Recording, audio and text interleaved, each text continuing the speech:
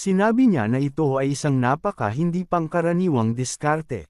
Sinabi niya na ang isang nakababatang kapatid na lalaki na nanunood kay Jing sa kanyang antas ng atensyon ay medyo mas mataas, maaari siyang maging isang malaking banta sa kanila.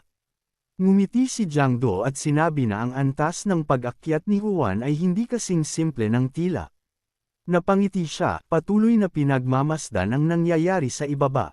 Masayang sumigaw si Lantong nang makita ito, na ang linggo ay natalo ang malalakas sa pamamagitan ng pagsasama-sama ng sining ng pagbuo at mga anteng-anteng at pag-iisip sa bawat hakbang sa unahan, inaabangan ang buong tunggalian.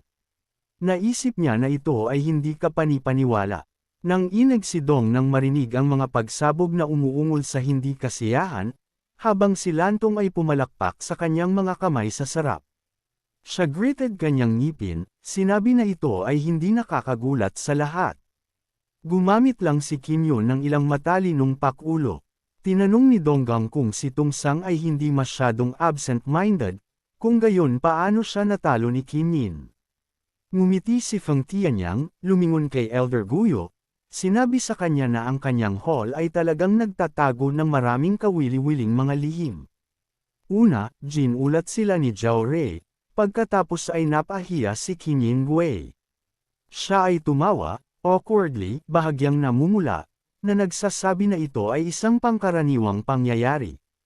Ang susunod na laban ay tinawag sa Jianqing mula sa Hidden Mirror Hall.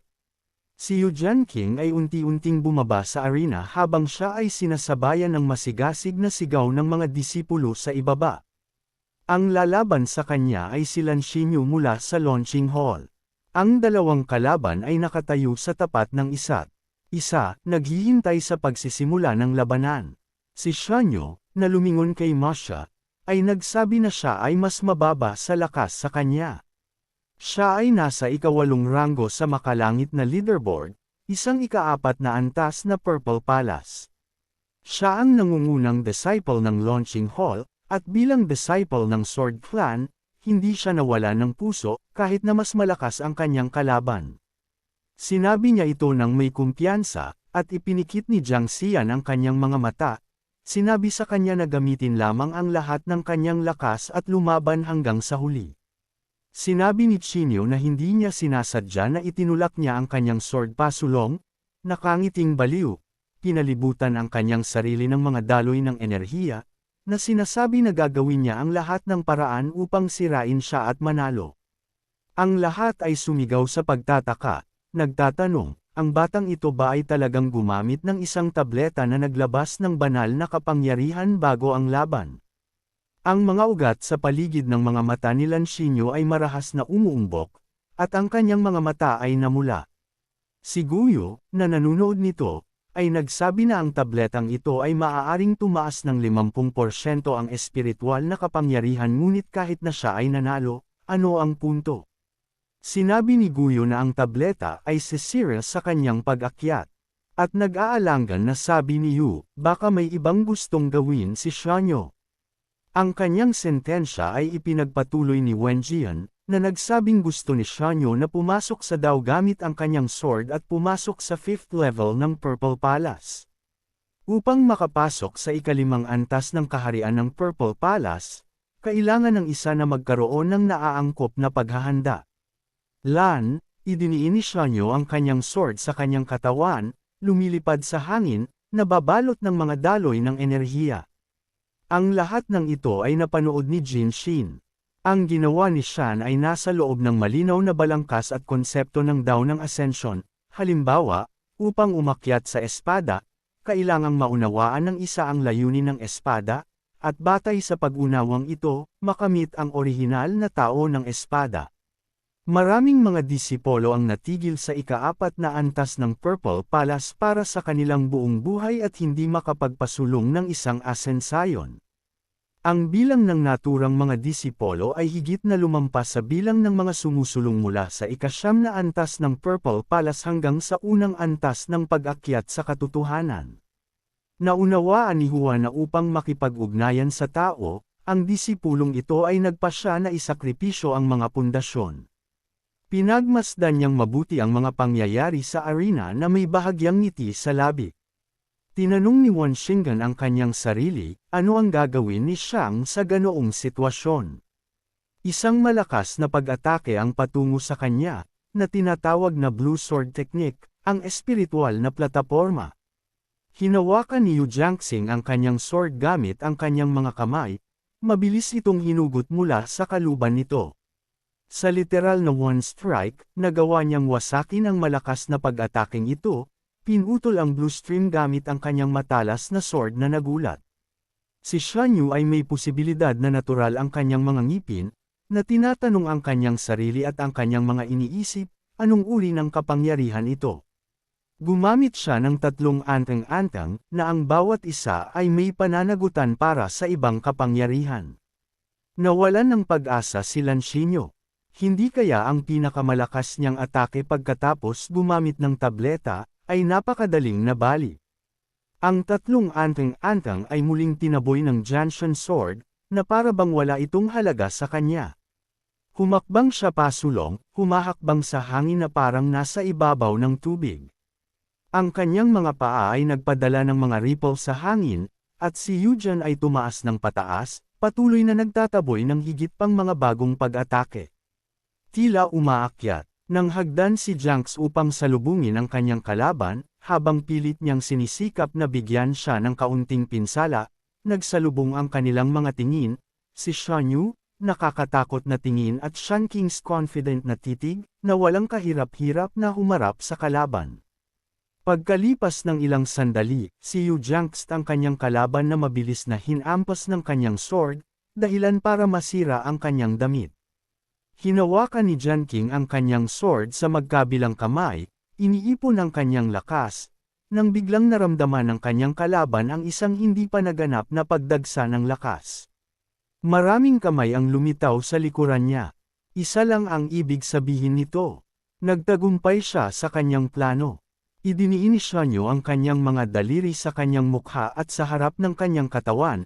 Lumitaw ang Jiangxin silhouette, na parang ipinapakita sa kanya ang mga kinakailangang paggalaw.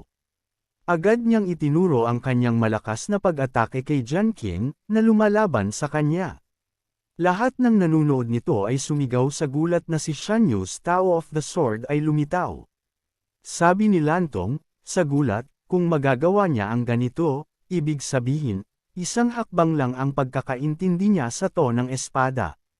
Maaaring lumipat si Shan Yu mula sa isang yugto ng pag-akyat patungo sa isa pang kanan sa panahon ng laban. Itinaas niya ang kanyang ulo, nakaramdam siya ng lakas. Ngayon siya ay nasa ika-5 antas ng Purple Palace. Itinaas ni Shan Yu ang kanyang sword sa itaas ng kanyang ulo, sumisigaw ng malakas. Ngunit may iba pang plano si Jiangxing. Gamit ang kanyang mga kapangyarihan, hinampas niya ang espada ng kanyang kalaban, nahuli siya sa kawalan. Lumipad ang sword ni Shan Yu mula sa kanyang mga kamay at lumipad sa kabilang direksyon, habang nagtataka niyang pinagmamasdan ang paglipad ng kanyang sandata palayo sa kanya.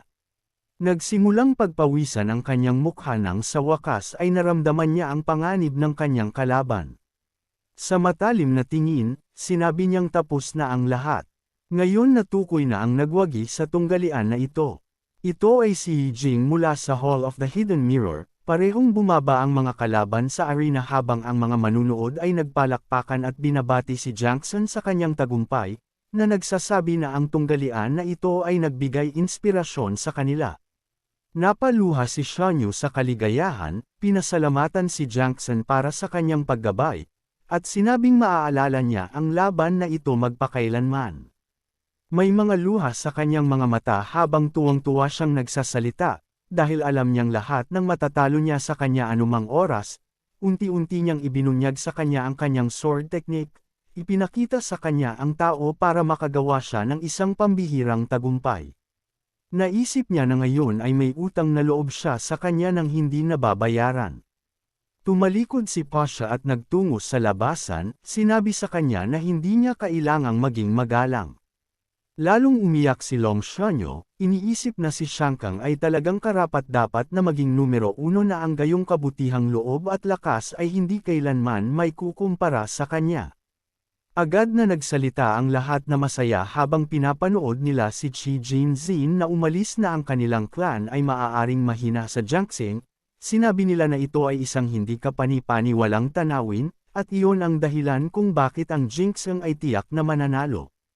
Pinag-uusapan ng lahat kung gaano siya kalakas kaysa sa kasuklam-suklam na kalaban. Ang mga disipulo na nakatayo sa paligid ay inisip na ang nakita ni Ate Shankang na teknik ay tunay na banal. Nagtawanan ang mga taong nanunood na nagsasabing halos hindi niya alam na ginagamit ang kanyang sword, naghagis lang ng mga trinket. Kaya hindi nila maintindihan kung paano siya makakarating sa ganito. Akala ng lahat ay swerte lang siya. Lumingon si Jian King para tingnan ang mga chatterbox sa kanilang mga mata, ibinato ang kanyang sword sa isa sa kanila. Galit na galit niyang tinanong siya, ano ang sinabi niya? Inutusan niya itong humingi ng tawad kay Kinyon, tinitigan ang lalaking iyon. Ang takot na disipulo sa kanyang harapan, ay tumingin sa kanyang espada, hindi makasagot dahil sa takot. Si Shen Yun, na nakapansin nito, ay kumaibot sa kahihiyan, sa pag-aakalang hindi na dapat dagdagan ni Shankang ang kanyang mga problema. Ang disipolo ay nagkasala ng ibinaba ang kanyang tingin, na nagsabing saglit lamang silang nagkomento sa estilo ng pakikipaglaban ni Kinyon. Paikot-ikot na sigaw ni Yu Jianqing, anong ibig mong sabihin? Nagkomento, she said na halatang insulto. Galit na galit si Jiangxing dahil sa mga salitang ito, ikiling ang kanyang mukha sa harap. Sumigaw siya noong araw na iyon, bilang mga disipulo ng Kinyon clan, kahit na nag-aaral sila ng mga kasanayan sa espada, dapat muna nilang cultivate ang kanilang puso. Ibinalik niya ang kanyang sword sa kanyang kamay, mabilis na hinawakan ito, iniwan ang kanyang isa pang kamay sa kanyang likod. Sinabi ni Jiangxing na bagamat hindi niya sinasamba ni Yun ang kanyang sword sa labanan, ngunit ang kanyang diskarte, pati na rin ang pag-unawa sa mga patakaran at mga item, ay maraming beses na mas mataas kaysa sa kanila. Inilagay niya ang kanyang dalawang kamay sa kanyang likuran, tinitingnan ang mga nakikipag-usap kay Juan ang may pagkondena. Sinabi ni Jian King na, sa kabilang banda, sila na may kakulangan sa personal na kakayahan, na nabigo sa unang mga antas, ay tinapos din ang iba pang mga merito, na nagpapakita ng kanilang kawalang kasiyahan sa mga clan disciples na kanyang ipinagbili. Nagilty siya sa sinabi niya. Malakas na sumigaw si Jian King, tinanong sila, anong karapatan nilang punahin ang iba na may ganoong saloobin, tinitingnan sila ng may galit. Agad na nagsalita ang mga disipolo ng may pagkaunawa na ang ibig sabihin nito ay tumayo si Senior Sister Jiangxing para kay Senior Brother Kinyon, pinagsabihan ang dalawang iyon. Mga alagad para sa kanilang hindi tamang pag-uugali. Sumagot ang isa pang disipolo na ito ay aasahan mula sa numero 1 disipolo ng kanilang angkan. Dahil sa kanyang karunungan, protektahan niya ang iba pang tunay na mga alagad. Ang isa sa kanila ay hindi sigurado, ngunit napakamot sa likod ng kanyang ulo, sinabi ni Jiangxing ang totoo. Pagkatapos ng lahat, bagaman hindi ginamit ni Kinyon ang espada upang talunin ang mga kalaban, hindi may kakaila ang kanyang mga merito. Kaagad, isang bagong bulong ang nagsimulang gumapang sa mga disipolo. Napag-usapan nila kung gaano kababa ang pagtitimpi ng sama ng loob sa isa pang disipolo dahil sa ari ng isang tao. Naisip nila na walang hangganan ang pagkabukas palad ni Shang. Pagkatapos ng lahat, siya ay tumayo para sa isang junior na halos hindi niya kilala ang alagad na pinagalitan ni Shankang, namula at nanginginig. Hindi alam kung ano ang sasabihin, at pagkatapos ay pinaikit ang kanyang mga mata, sumigaw, humingi ng tawad kay Juan. Yumuko siya at humingi ng paumanhin, sinabing hindi nila pinag-iisipan at pinabulaanan siya, ngunit hindi nila ito sinasadya. Kaya hiniling niya sa kanya na huwag itong isa-puso. Nagtataka namang tumingin si Jinyun sa mga disipolo at pagkatapos ay nahihiyang sumagot na wala itong dapat ikabahala. Kung tutuusin, wala siyang pakialam. Lahat ng mga mata ay napalingon sa kanya, na labis na ikinadismaya niya. Ngumiti siya ng mahigpit, tinanong si Shankang, sa isip niya, ano ang ginagawa niya.